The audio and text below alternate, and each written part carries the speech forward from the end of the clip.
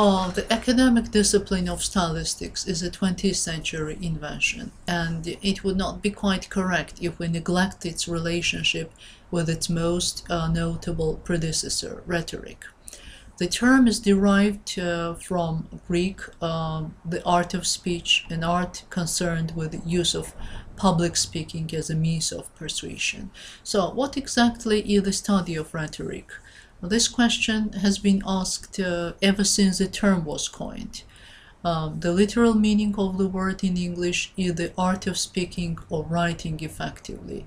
Rhetoric comes from the Greek word for speech or spoken. So rhetoric as a noun is the art of speaking or writing effectively, says Webster's dictionary. The study of style began in ancient Greece with the need for public speakers. Specifically cultivated by the Greeks, it was the study of the principles and technical resources of oratory, including both composition and delivery. The citizens were required to speak for themselves in order to defend or accuse. In order to produce an effective text, the speaker or the author incorporate the 5 canons of rhetoric. These elements are invention, arrangement, style, memory, and delivery. Invention is forming of an idea, concept, so what to say, the process that leads to the development and refinement of an argument.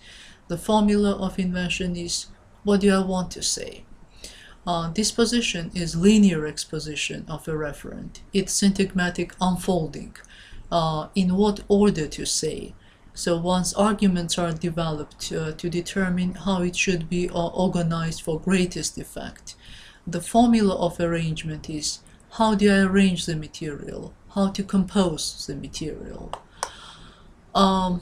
Once the speech content is known and the structure is determined, the next steps involve style and presentation. How about the design? Memory comes to play as the speaker recalls each of these elements during the speech. So how to remember the speech?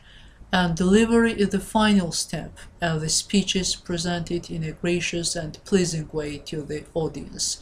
So how to present the speech? The first canon, invention, is the process that helps the speaker to find his ideas. The speaker recognizes his audience so that he can find ways to establish ethos, credibility, pathos, appeal to the audience, and logos, building of the argument. The speaker has to use the element of style in such a way that the audience will understand his or her main points in the speech. Rhetorical elements, such as rhetorical figures, are tropes. The Greek philosopher Aristotle divided the means of persuasion appeals into 3 categories: ethos, pathos, and logos. According to Aristotle, rhetoric is the ability in each particular case to see the available means of persuasion. Thus, he described 3 main forms of rhetoric: ethos, pathos, and logos. Ethos, or ethical appeal, means convincing the audience. We tend to believe people whom we respect. Thus, ethos, so Greek for character, refers to the trustworthiness or credibility of the speaker or writer. Ethos is often conveyed through tone and style of the message and through the way the speaker refers to differing views.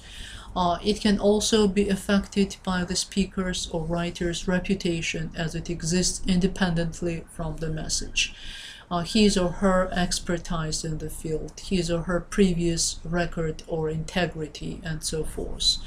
The impact of ethos is often called the argument's ethical appeal, or the appeal from credibility.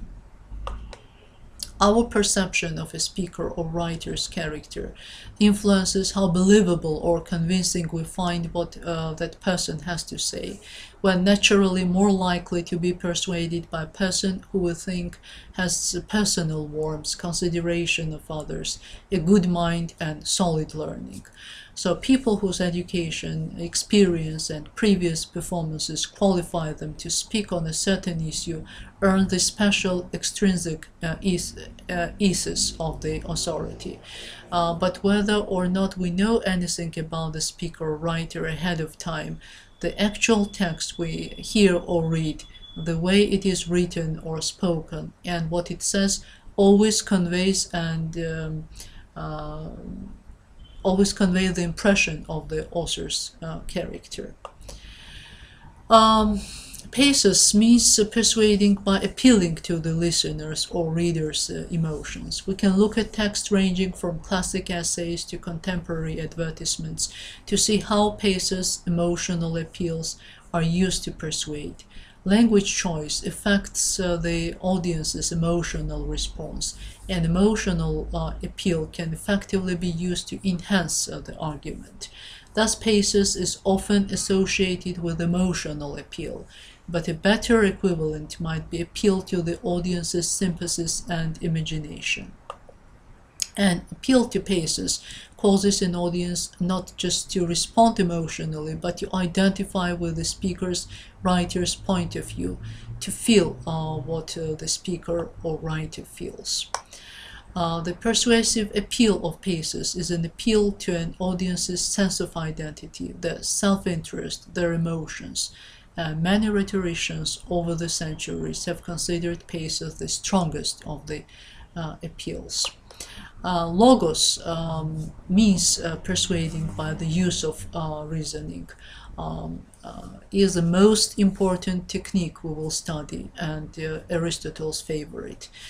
Giving reasons is the heart of argumentation and cannot be emphasized enough.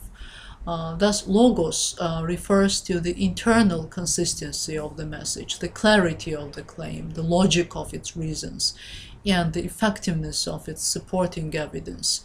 The impact of logos on an audience is sometimes called the argument's logical appeal.